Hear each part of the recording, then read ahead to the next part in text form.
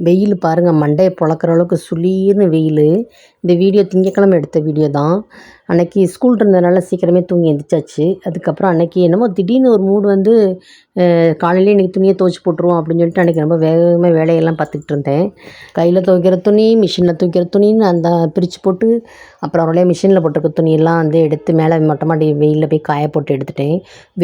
வெயில் சரியான வெயில், அதில் காற்று வேறு பயங்கரமான ஒரு காற்று. எங்கள் வீட்டுக்காரோட ஷர்ட்டெல்லாம் வாஷிங் மிஷினுக்குள்ளே தான் போட்டிருந்தேன். ஆனால் வந்து காலரெல்லாம் சரியாக அழுக்கு போகாமல் இருந்துச்சா, அதனால் அதை மட்டும் எடுத்து தனியாக இன்னொரு வாட்டி வாஷ் பண்ணிக்கலாம் அப்படின்னு சொல்லிட்டு தனியாக எடுத்து போட்டிருந்தேன். அதை வந்து பக்கெட்டில் ஊற வச்சுட்டு அதை மட்டும் கொஞ்சம் நல்லா சோப்பு போட்டு நல்லா துவச்சி காய போட்டு விட்டேன்.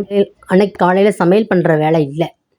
ஏன்னு கேட்டிங்கன்னா, நாள் ஞாயிற்றுக்கிழமை மீன் குழம்பு வச்சுருந்தோமா, அந்த மீன் குழம்பே நிறையா இருந்துச்சு. அதுக்கப்புறம் எங்கள் வீட்டுக்காரர் வேறு காலைல ஃபஸ்ட் ஷிஃப்ட்டுக்கு டியூட்டிக்கு போக வேண்டியது இருந்துச்சா, அப்புறமா நான் சொன்னேன், இன்றைக்கி வந்து பருப்பு ரசம் வச்சுக்கிறோம் மத்தியானத்துக்கு அப்படின்னு சொல்லிட்டேன். அவர் சொல்லிட்டாரு, இந்த மீன் குழம்பு இவ்வளோ குழம்பு இருக்கே, அப்புறம் அதுக்கு நீ குழம்பு வச்சுக்கிட்டு இருக்க வேண்டாம் அப்படின்னு சொல்லிட்டாங்க. அதுக்கப்புறம் அவங்க லஞ்சுக்கு வந்து அவங்களுக்கு வந்து என்ன பண்ணி கொடுத்துருந்தேன், லெமன் சாதமும் முட்டையும் போட்டு கொடுத்துட்ருந்தேன். அதுக்கப்புறம் நம்ம ஸ்ரீ கைலாஷ் வந்து ஸ்கூலுக்கு கிளம்பிக்கிட்டு இருந்தார். ஸ்கூலுக்கு கிளம்பிட்டு அதுக்கப்புறம் அவனுக்கு சாப்பிட்றக்கு இட்லிலாம் வச்சு கொடுத்துக்கிட்டு இருந்தேன். இட்லியும் மீன் குழம்பு தான் அன்றைக்கி சாப்பிட்டோம். லஞ்சுக்கு மட்டும் 2 பேருக்கும் லெமன் சாதம் முட்டையும் கொடுத்துட்ருந்தேன். திடீர்னு என்ன சொல்லிட்டான், அவன் வந்து அம்மா நீங்கள் தான் ஸ்கூலில் கொண்டு வந்து விடணும் அப்படின்னு சொல்லிட்டான். அப்புறம் என்னடா பண்ணுறது அப்படின்னு சொல்லிட்டு அதுக்கப்புறமா கிளம்பி நானும் அதுக்கப்புறம் அவனை ஸ்கூலில் கொண்டு போய் விட்டுட்டு வந்துட்டேன். எப்போவுமே அவன் சைக்கிளில் தான் போவான். ஆனால் வந்து இன்றைக்கின்னு பார்த்து அம்மா நீங்கள் தான் என்னை கொண்டு வந்து விடணும்னு சொல்லிட்டான். அதுக்கப்புறம் நான் தான் வந்து அவனை பைக்கில் கூட்டிகிட்டு போனேன். ஸ்கூல் அவனுக்கு இங்கனுக்குள்ள பக்கத்தில் தான், சைக்கிள்லேயே போயிடலாம், அவ்வளோ தூரம் டிஸ்டன்ஸ் தான்.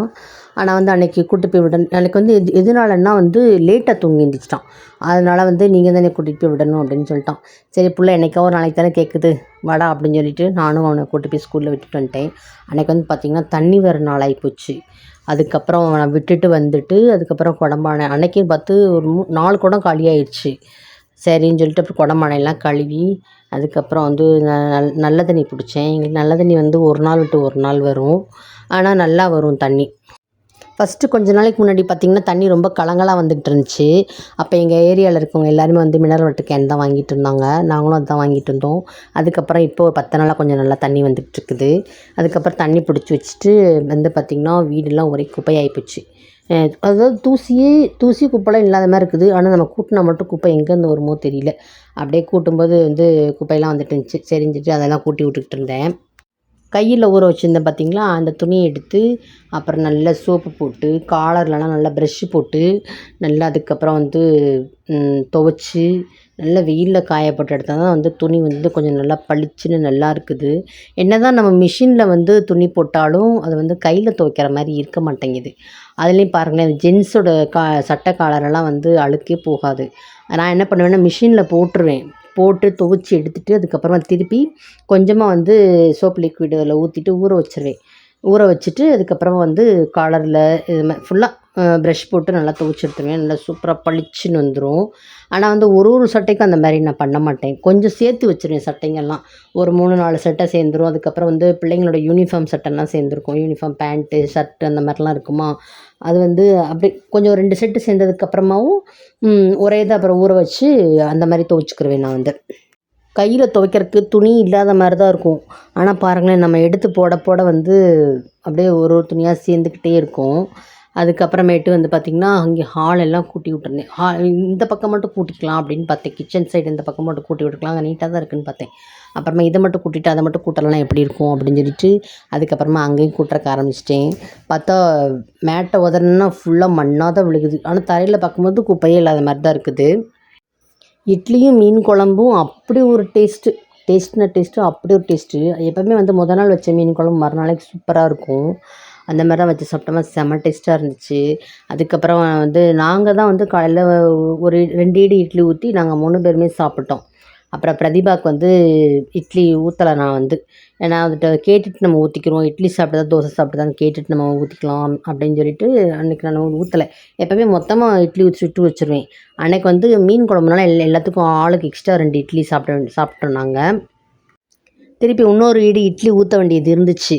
அதனால வந்து சரி எதுக்கு வேண்டாம், நம்ம வந்து பிரதீபாட்ட கேட்டுகிட்டே நம்ம ஊற்றிக்கிருவோம், இட்லி வேணுமா தோசை வேணுமா கேட்டுகிட்டே நம்ம ஊற்றிக்கலாம் அப்படின்னு சொல்லிட்டு ஊற்றாமல் வச்சிட்ருந்தேன்.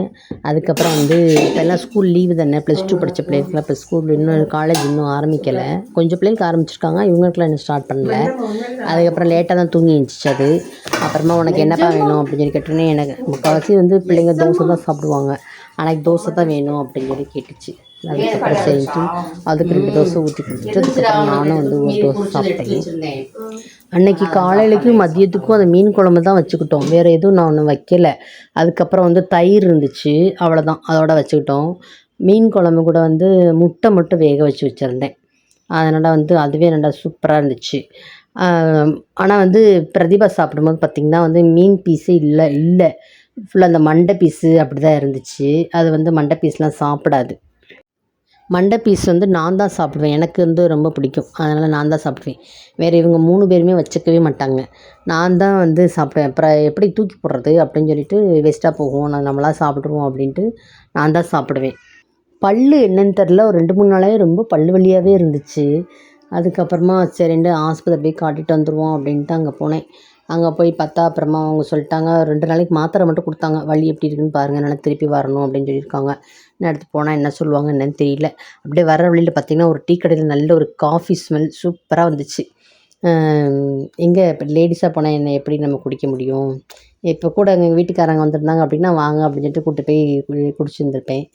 அன்றைக்கி வந்து நானும் பிரதீபா மட்டும்தான் ஹாஸ்பிட்டல் போனோமா, சரி அப்படின்னு சொல்லிட்டு நாங்கள் பேசிகிட்டே வந்திருந்தோம். பாரு காஃபி ஸ்மெல் இவ்வளோ சூப்பராக இருக்குது, பார்க்கும்போதே குடிக்கணும் போல் இருக்குது அப்படின்னு சொல்லிட்டு வீட்டுக்கு வந்தோன்னே ஒரு டீ போட்டு குடிக்கணும் அப்படின்னு சொல்லிட்டு அதுக்கப்புறம் டீ போட்டு குடித்தோம். வந்து அதுக்கப்புறமா தூக்கத்தை போட்டாச்சு, நல்லா தூங்கி எழுந்திரிச்சிட்டு அதுக்கப்புறம் துவைச்ச துணிங்கள்லாம் இருந்துச்சா, அதை ஃபுல்லாத்தையும் எடுத்து மடித்து வச்சுக்கிட்டு இருந்தேன். எக்கச்சக்கமான துணி அன்றைக்கி வந்து. துணியெலாம் வந்து துவைக்கிறது பெருசு இல்லை, அது கூட நம்ம மிஷினில் போட்டு எடுத்துடுறோம், அப்புறம் கொஞ்சம் துணியை வந்து கையில் துவைச்சிட்றோம். ஆனால் வந்து அதை ஃபுல்லாக மடித்து அதுக்கப்புறமா அதை வந்து சேர்க்க வேண்டிய இடத்துல அதை போய் பத்திரமா அதை வந்து அப்படியே நல்லா மடித்த மாதிரி கொண்டு போய் நம்ம வைக்கணும். அதுதான் வந்து ரொம்ப அதுதான் வந்து கொஞ்சம் இருக்கிறதுலே பெரிய வேலை மாதிரி எனக்கு தோணும். எங்கள் வீட்டிலலாம் வந்து பார்த்திங்கன்னா அப்படியே அந்த செல்ஃபே வந்து நிறைஞ்சு போயிருக்கும், ஆளுக்கு இவ்வளோக்கும் ஒரு செல்ஃப் வச்சுருக்கோம். 4 செல்ஃபில் வந்து ஆளுக்கு ஒரு செல்ஃப் வச்சு துணியெல்லாம் அடுக்கி வச்சுக்கிட்டு இருக்கோம். ஆனால் அதுவே வந்து பத்த மாட்டேங்குது.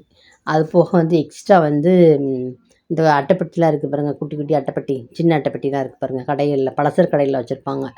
அதை வாங்கி வச்சுக்கிட்டு அதில் வந்து நம்மளோட ப்ளவுஸு அந்த மாதிரி இதெல்லாம் வந்து அந்த அட்டைப்பெட்டியில் தான் அடுக்கி வச்சுக்கிட்டு இருக்கோம். நாங்கள் 4 பேருமே வந்து ஆளுக்கு ஒரு அட்டைப்பெட்டி வச்சுருக்கோம். செல்ஃபில் துணி அடுக்குனது போக, பீரோவில் துணி அடுக்குனது போக, அதுக்கப்புறம் வேறு இங்கே ஒரு அட்டைப்பெட்டி வேறு. அதுதான் எங்கள் வீட்டுக்கார்ட்ட சொல்லிட்டு இருந்தேன், நம்ம பெருசாட்டுக்கு ஒரு பீரல் வாங்கிடுவோம் அப்படின்னு சொல்லிட்டு. அவங்க வாங்கி தரேன்னு தான் சொல்கிறாங்க. நான் தான் வந்து சரி கொஞ்சம் இடம்லாம் கொஞ்சம் ஒதுங்க வச்சுட்டு அதுக்கப்புறமா வாங்கிக்கலாம் அப்படின்ட்டு வச்சுக்கிட்டு இருக்கேன். முருங்கைக்கீரை பொரியல் வந்து வச்சு ரொம்ப நாள் ஆச்சு, கீரையை சமைச்சு ரொம்ப நாள் ஆன மாதிரி இருந்துச்சு. அதுக்கப்புறமா எங்கள் வீட்டு வாசல்லையே கொண்டு வந்திருந்தாங்களா, சரி வாசலில் வர கீரை எதுக்கு நம்ம வாங்காம விடணும் அப்படின்னு சொல்லிட்டு ஒரு கட்டு மட்டும் வாங்கிட்டேன். ஒரு கட்டு எவ்வளோன்னு பார்த்தீங்கன்னா 15 ரூபான்னு சொல்லி சொன்னாங்க. அதுக்கப்புறம் வாங்கினேன் அந்த கீரையை. மறுநாள் சமைச்சேன் பாருங்கள், அப்படி ஒரு டேஸ்ட்டாக இருந்துச்சு. பாசிப்பருப்பு தேங்காய் போட்டு வச்சுருந்தேன், சூப்பராக இருந்துச்சு. நம்ம நான்வெஜ் கூட தோற்று போயிடும் போல், மட்டன் சிக்கன் கூட தோற்று போயிடும் போல் இருக்குது. இதில் டேஸ்ட்டும் அப்படி ஒரு டேஸ்ட்டாக இருந்துச்சு. அதுக்கப்புறமேட்டு நைட்டுக்கு வந்து என்ன சமைச்சேன்னு பார்த்தீங்கன்னா கேரளா ரைஸ் தான் சமைச்சிருந்தேன். கேரளா ரைஸில் கஞ்சி போடுவாங்க தெரியுமா, உங்களுக்கு எத்தனை பேருக்கு தெரியும்னு தெரியல. ஆனால் வந்து நாங்கள் ஃபஸ்ட்டு செஞ்சுட்டு இருந்தோம், அதுக்கப்புறம் இடையில கொஞ்சம் விட்டாச்சு. அதுக்கப்புறமா திருப்பி ஒரு நாள் பழச சாமான் வாங்கும்போது ஒரே 1 கிலோ அரிசி மட்டும் வாங்கி வச்சுருந்தேன். அதை வந்து ஃபஸ்ட்டு ஒரு நாள் போட்டிருந்தேன். நான் ஏற்கனவே வந்து கேரளா கஞ்சி வீடியோ போட்டிருப்பேன் பாருங்களேன், அதில் ஒரு நாள் செஞ்சுருந்தேன். அதுக்கப்புறம் இப்போ ஒரு வாட்டி செஞ்சுருக்கேன். இந்த கஞ்சிக்கு தொட்டுக்கிறதுக்கு என்ன நல்லா இருக்கும்னா ஊறுகாய் நம்ம வச்சுக்கலாம். அதுக்கடுத்து வந்து தேங்காய் துவையல் நல்லாயிருக்கும்.